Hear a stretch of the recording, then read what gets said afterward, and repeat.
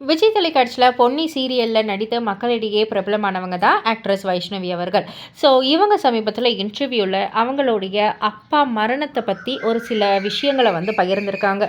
அதாவது நவம்பர் 2 வந்து இவங்க மலேசியா போயிருக்காங்க. அவங்க அப்பா வந்து அவங்க அம்மா கிட்ட வந்து போயிருக்காங்க. ஸோ அப்போ வந்து உடம்பு முடியாமல் போயிருக்கு அவங்க அப்பாவுக்கு. 4 நாளாக வந்து எங்கள் அப்பா என்கிட்ட பேசவே இல்லை. நானும் அம்மா கிட்ட வந்து விசாரிச்சுட்டே இருக்கேன். இல்லைம்மா கொஞ்சம் ஜுரம் அடிக்குது, சாப்பிட மாட்டேங்கிறாங்க, டயர்டாக இருக்காரு, அதனால தான் பேசல, வேறு ஒன்றும் இல்லைன்ற மாதிரி சொல்லிக்கிட்டே இருக்காங்க.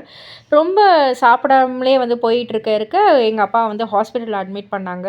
ஆக்சுவலாக எங்கள் அப்பா வந்து ஒரு 46 கேஜி இருந்தாங்க. பட் ஆனால் திடீர்னு 28 கேஜிக்கு வந்து ரெடியூஸ் ஆகிட்டாங்க. அதனால ஃப்ளூயிட்லாம் வந்து போடுறாங்க.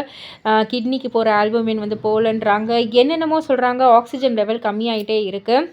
நான் வந்து வரேன் அப்படின்ற மாதிரி வந்து சொல்லக்குள்ள, இல்லை இல்லை டிஸ்சார்ஜ் ஆகிடுவாங்க, ட்ரீட்மெண்ட்லாம் போய்கிட்டு இருக்கு, இப்போ கொஞ்சம் ஓகே, நான் டிஸ்சார்ஜ் ஆகிடுவாங்க நாளைக்கு, நீ வேஸ்ட்டாக வராத, அப்பாவே வந்து உன்னை பார்க்குறதுக்கு அங்கே வருவாங்க அப்படின்ற மாதிரிலாம் எங்கள் அம்மா சொல்கிறாங்க. சரி ஓகே ஓகேன்னு சொல்லிட்டு எனக்கு நல்ல ஞாபகம் இருக்குது. நவம்பர் 20 அன்றைக்கி நான் ஸ்டார்ட் மியூசிக் ஷோவில் இருக்கேன். எதனால் அழுகுறேன்னு தெரில, ஆனால் நான் பாட்டுக்கு ரொம்ப தேம்பி தேம்பி அழுதுகிட்டே இருக்கேன். அம்மாவுக்கு நான் கால் பண்ணி கேட்கக்குள்ளே வந்துட்டு ஒன்றும் இல்லை, நல்லா இருக்காங்க, கொஞ்சம் ஆக்சிஜன் லெவல் கம்மியாக இருக்குது அப்படின்ற மாதிரி வந்து சொல்கிறாங்க.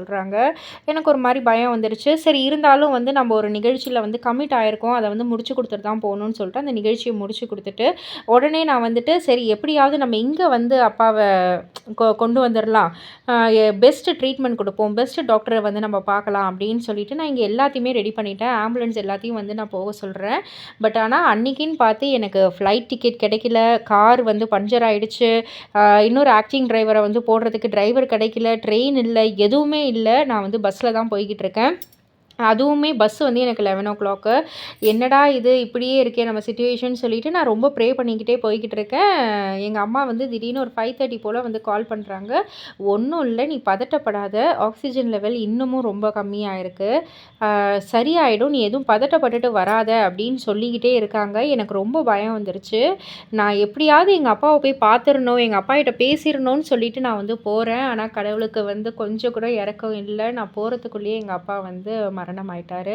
ஸோ அந்த ஒரு மொமெண்ட் வந்து என்னால் மறக்கவே முடியாது. நான் ரொம்பவே வந்து நான் வருத்தப்படுற ஒரு இது அப்படின்ற மாதிரி அவங்க ஷேர் பண்ணிக்கிட்டாங்க. இதை பற்றி நீங்கள் என்ன நினைக்கிறீங்க? உங்களுடைய கருத்து என்ன அப்படின்றத கீழே உள்ள கமெண்ட் பாக்ஸில் குறிப்பிட்டு சொல்லுங்கள். மறக்காமல் சேனலை சப்ஸ்கிரைப் பண்ணி பக்கத்தில் உள்ள பெல் ஐக்கானை கிளிக் பண்ணிவிடுங்க.